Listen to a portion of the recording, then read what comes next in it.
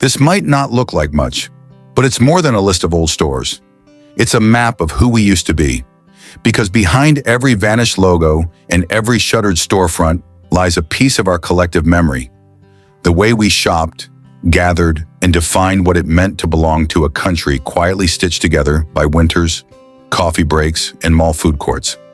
Today, I want to take you to places that no longer exist, neither on a street nor in a shopping mall, but within that shared nostalgia that only true Canadians carry. You can still smell it if you try hard enough. The buttery popcorn at Jumbo Video, the scent of new wool coats at Eaton's, the vinyl tang of a Sam the Record Man sleeve. These weren't just places. They were tiny, beating hearts of our ordinary lives. And then, one by one, they stopped. Let's start with the name that still feels royal when you say it. Eaton's. For over a century, it was more than a department store. It was the stage where Canada learned how to dream in color. You didn't just buy things there, you entered an experience. Marble floors, brass elevators, perfume thick as the air of sophistication. The Christmas windows could stop downtown traffic. The Santa Claus parade they created wasn't marketing, it was mythology. And yet the same grandeur that built the empire brought it down. Eaton's tried to modernize, but the world had already changed. We no longer dressed up to shop. We wanted speed, not ceremony. And so, when the doors closed in 1999, it wasn't just a bankruptcy, it was a cultural silence. The moment Canada realized that even its icons could disappear quietly. Out west, another giant carried the same mix of pride and practicality. Woodward's. If Eaton's was elegance, Woodward's was community. You could feel it on $1.49 day when an entire city moved in unison toward deals that made everyone smile. That jingle, $1.49 day, Tuesday, was burned into every radio, every mind. Inside those stores, you could grab groceries, have lunch, and pick up school shoes without ever stepping outside. It was one of the first places that felt like a miniature version of society. Parents chatting over produce, teenagers flipping through records, seniors lingering by the bakery just to feel part of something familiar. When it fell in the early 1990s, Vancouver lost more than a retailer. It lost a rhythm, the sound of a province going about its daily life. But if Woodward's was about community, consumers distributing was about anticipation. Long before Amazon Prime or Add to Cart, Canadians had already invented the ritual of waiting. You'd sit with that thick catalog at home, pencil in hand, circling dreams you might one day afford.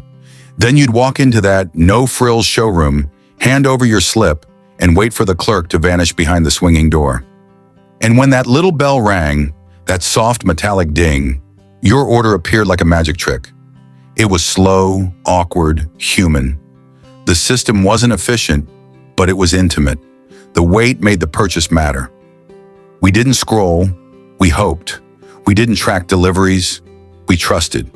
And maybe that's why the memory of those yellow slips still feels so warm, because it reminds us of a time when patience was part of the pleasure. Then there was ByWay, the chain that never pretended to be glamorous. And maybe that's exactly why people loved it. Fluorescent lights humming, aisles packed tight with essentials, no music, no perfume, just value. You went there when you had to make every dollar count. ByWay taught an entire generation of Canadians how to stretch a budget without shame. Parents found school clothes, work socks, and winter boots, and still had money left for groceries. There was dignity in that simplicity. Today, we romanticize thrift markets and minimalist lifestyles, but ByWay lived it first.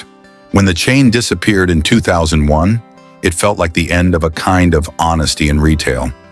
The moment shopping stopped being about survival and became about performance. Zellers carry the opposite spirit, friendly, familiar, and proudly Canadian. The red Z sign meant convenience, comfort, and a place where your family could spend an entire Saturday. The Skillet restaurant at the back wasn't just a cafe, it was part of the ritual.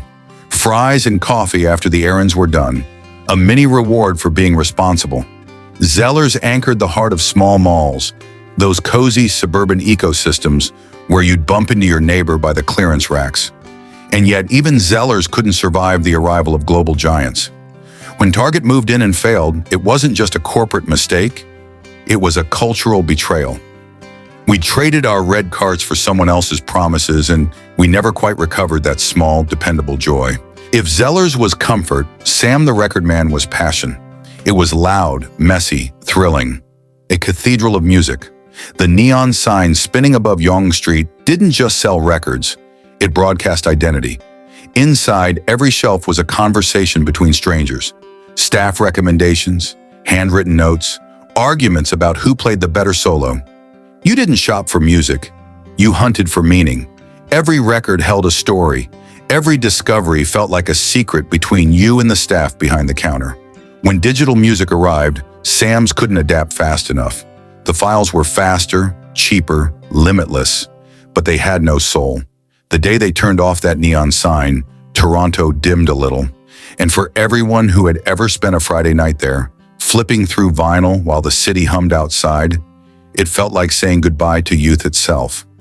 Jumbo Video belonged to a different ritual, the Friday night family one. You can almost smell it now, that unmistakable popcorn aroma drifting through the door before you even stepped inside. The movies were secondary, the feeling was the point. Parents debating at the new release wall, kids negotiating their section, couples browsing the shelves under soft fluorescent light. The VHS cases clicked open and shut, each one a small promise of an evening well spent. Jumbo understood that entertainment wasn't just content, it was a shared moment. But progress doesn't ask permission. When streaming arrived, the ritual evaporated. The smell, the touch, the walk, gone. All replaced by a cursor and an algorithm. Convenience came and community left. Towers was another kind of comfort, the quiet middle ground between luxury and discount. Gold and brown signage, escalator hum, the smell of new carpet and optimism.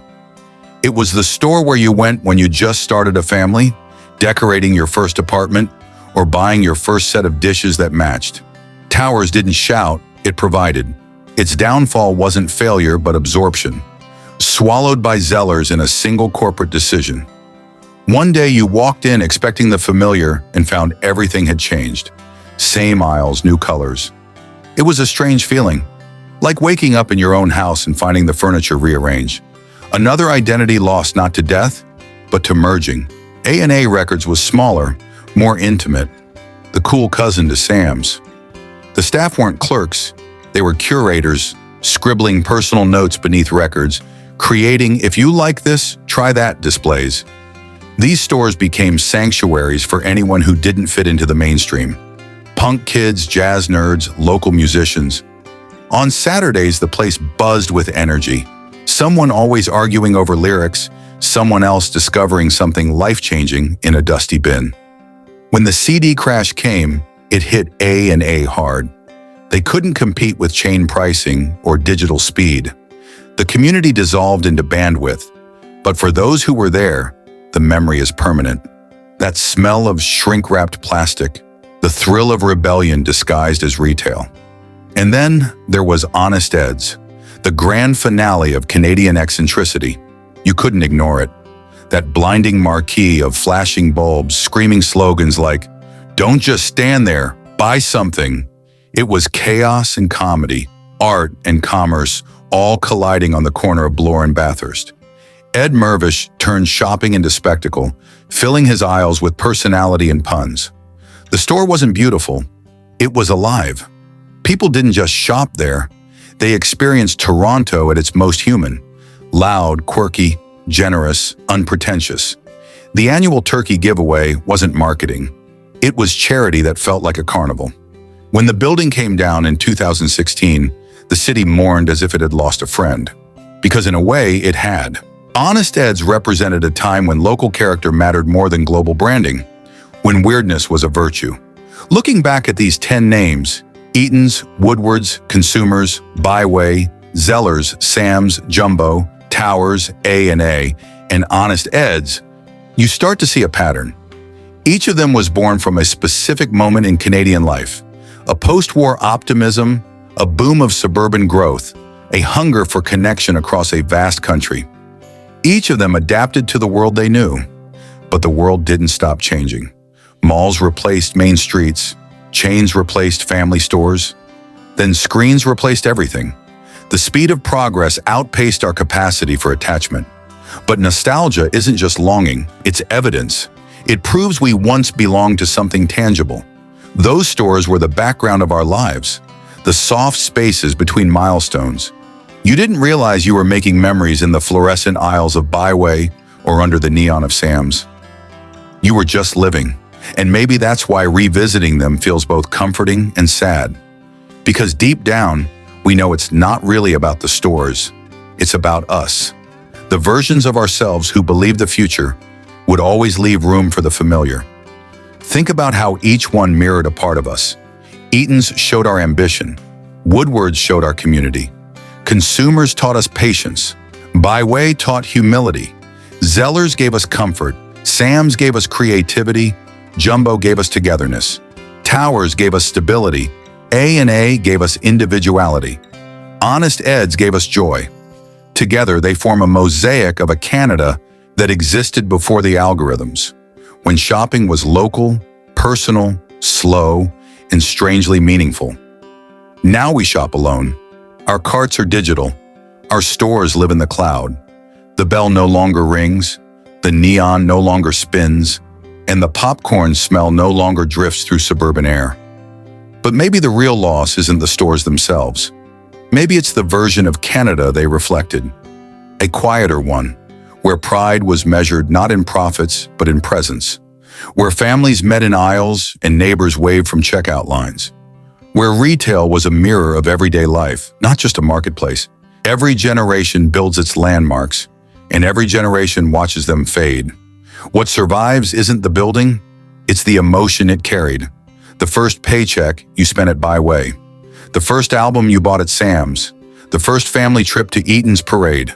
Those moments still live somewhere, passed down in stories, photos, and maybe, just maybe, in videos like this one. So which one lives in your memory? The Zellers fries, the jumbo popcorn, the honest chaos of Ed's, or that little consumer's bell that made you feel like magic was still possible? These stores may be gone, but the feeling they created, that mix of belonging, excitement, and comfort, still lingers in us. Because what we really miss isn't just a store, it's the version of ourselves who believed that a trip to the mall could still feel like coming home. If you remember any of these places, you remember Canada at its most human. And maybe that's the point. Nostalgia isn't weakness, it's gratitude. It's how we honor the ordinary moments that shaped us. And in that way, none of these stores ever truly closed. They just moved into memory, where the lights never go out. And as we stand here, in a world of one-click orders and same-day shipping, maybe it's worth pausing to remember what we traded away. Not the products, but the presence. Not the price tags, but the people. And maybe, just maybe, by remembering them, we can find a way to bring a little of that Canada back. Because some things, like the smell of popcorn or the feeling of being part of something familiar, never really disappear. They just wait for someone to remember. So tell me, which one was yours?